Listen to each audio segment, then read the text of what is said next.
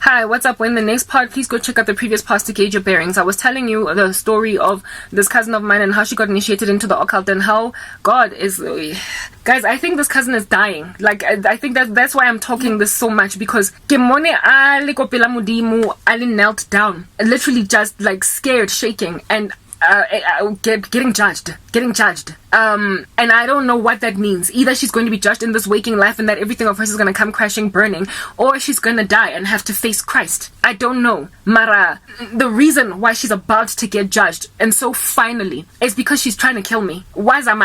She's gone back to the drawing board with another satanic ritual, and I'm already inebriated with lots and lots of attack. I've just come out of recovery from another death curse from my ex-boyfriend, another one from this dude in the United States, and just as I'm rising up, coming up for a praying, fasting, she then goes and puts another spell on me. So God is just like, he's at the end of himself with this woman, and I don't know what in the world I need to do anymore, because I've been standing in the gap the past month that I've been fasting for all of my family, but they've only gotten worse. Like, I don't know what's going on. It's like they manifest anyway, whatever. This woman, just in continuing from where I left off, I told you guys that she did some kind of a satanic ritual that seared her conscience sufficiently enough for her to feel nothing. Now, I have been watching a lot of testimonies online about people who got initiated into the occult, who repented, and now they're telling their stories. And there was this one girl that spoke about, two actually girls. Let me speak about the one. Una initiatilwe ke Mboro. Badla ka bana, Mboro le that Pastor Mboro dude, and who's the other one? Like Mokwena and that, yeah, anyway, whatever. How it is that they are these pastors that gain occult powers. Do you understand? And they need to constantly, for their congregations to keep on growing, recruiting, shedding blood and recruiting employees for their satanic underworld organization. But they need naive ones that don't really know themselves, or they left from the right. So basabili sabana, kids that usually don't have very much enough. So they literally go and grab 11-year-olds, 10-year-olds, 7-year-olds. And these kids, when they turn by the girl that was being interviewed on radio,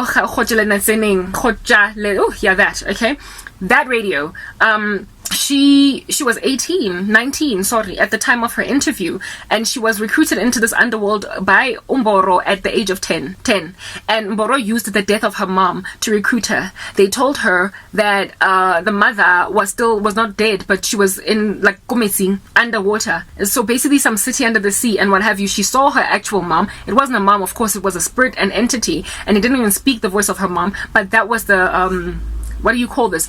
The deception that was presented to her. These men are involved in a lot of darkness, and then they go kopele and they pretend to be pastors. And how this girl, she was given an assignment to kill her uncle. And they lied to her by saying that the uncle is the one that poisoned the mother, and that's why the mother died. So she tried to kill the uncle.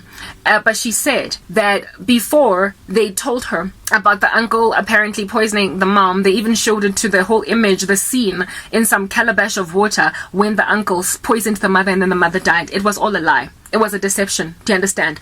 But upon seeing that, she believed it. But she was made to go and see her mother mara before she could go because you can't breathe underwater as a human being type establishment thing. She had to eat something. She had to eat human flesh. She had to eat human flesh and something of an animal, but not first before witnessing Mboro, this is her testimony, killing a 15-year-old girl in front of them, draining the blood of that girl and them drinking it. And she said that after that ritual was done, with Maria, this 15-year-old girl being drunk, eating the flesh of some other dead person and eating the flesh of some carcass of an animal, that's when then all of her conscience was seared, coupled with her being shown that thing in a calabash, the scene of the uncle killing the mom. When she saw all these things, she said that at that stage she couldn't feel a single thing emotionally, and that she was able to go under the water without needing gills, not gills, what do you call this, like paraphernalia for a scuba diver. And there was like a whole city that was like entirely thriving underneath the sea where she saw her mother. I believe these people, not see, it was a river, Rivanyana. I believe these testimonies, okay? And she says that these things happened in a cave. This girl was so heavily demon possessed and so still oppressed now as a Christian that every time she would hear the voice of Gamboro, she would manifest. She needed to undergo like lots. She was still at the time of giving a testimony, she was still being delivered. The way and every time she told the story, she would cry. Mara, there was a time when, upon recalling what she had done, she didn't care. She tried to kill her uncle, but her uncle, survived. He lived to tell the story. If anything, he was the one that escorted her to the radio to get the interview, because he was now her primary caretaker type establishment thing. So when I did ritual, I explained that story. That's the one girl. There's another girl as well that spoke about how it is that she was recruited in the night at the tiny little age of 11 by two ominous shadow men in her room, that even though she was in a trance-like sleepy state, she understood that she saw them for real, and they took her to some funny strange kingdom, and they told her to kill her mother, and they made her drink blood and something of flesh to give her a seared conscience, that she might not feel it emotionally, or go drive a tipa into mokokotlo wa mme wa hae. Azanga khona ho bola mme wa hae, just like the other girl could not kill the uncle, because God was working in that particular situation. But when she was talking about how she kept on plotting and scheming, at one time mme wa gagwe na shebetse TV, and ona sa itse re a etseng a lo lata slepe ka montle ene chopa patsi alo e kenya mo tlhogong ya mme. Or guys, yes, when these people say that the devil told them to kill their parents, understand it's real. It's totally real. And in that time, they're in a psychosis. They thoroughly believe this thing. This chick wanted to go an axe outside that chops wood to chop them out. She was gonna go to jail, but she believed that she was going to get rewarded in the kingdom of darkness. She could not see how it is that if she shed her mom's blood right there, jail is where she's going, not like La La Land, where they promised her in the occult. Anyway, she failed to kill the mom. But with every last one of these testimonies where human sacrifice rituals are involved, they first sear their consciences, because there is some fear in them to do this thing. So they end up calloused and darkened. Every time I dream about this cousin of mine for the past couple of years, out of all of my family members that have hurt me, she's the only one she has been mean, cold, and to her it was a determination that she had made. A ritual that she got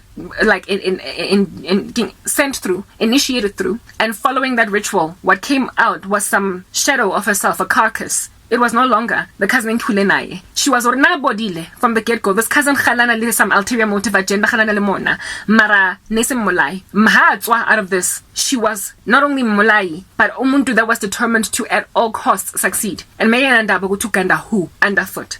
This woman, as a result, was prepared then to kill me. She underwent some ritual that I believe involves, because many of these testimonies that I listen to of people getting initiated into the occult, before they do a human sacrifice ritual, they always speak about first drinking blood and eating human flesh, following which their consciences are seared. So I would not be surprised if my cousin did the same thing. I wouldn't be surprised if she ate the there's a dream that I had where no 20, I don't know what's important about the number 20, out of some minivan bus, and these cats Z20 came out of that dream, a hypersexual that was to convert me into a whore. 20 cats came out of some minibus, and my ex-boyfriend was in that dream, and this cheeky. And I think what God was showing me with that was that in order to try and achieve that satanic ritual, they likely had to sacrifice 20 cats. The blood of 20 cats had to be shed. 20 cats just all came out of this mini van, and I did not understand what was the significance. But at that stage, she was busy shedding the blood of animals. I suspect she might have paid for a sangoma to purchase at a vet or something. 20 cats. I don't think she went and got them herself, but 20 cats were used to try and convert me into a whore. It didn't work. So there came a point then when she was like, I guess blood, the actual blood of human beings has to be shed for this woman to end up doing ABC. And she was given an opportunity to choose who in the world she would sacrifice. And since she was already heavily in competition with me, and I believe her occult made her choose me because the occult knew that I was a Christian. Next part.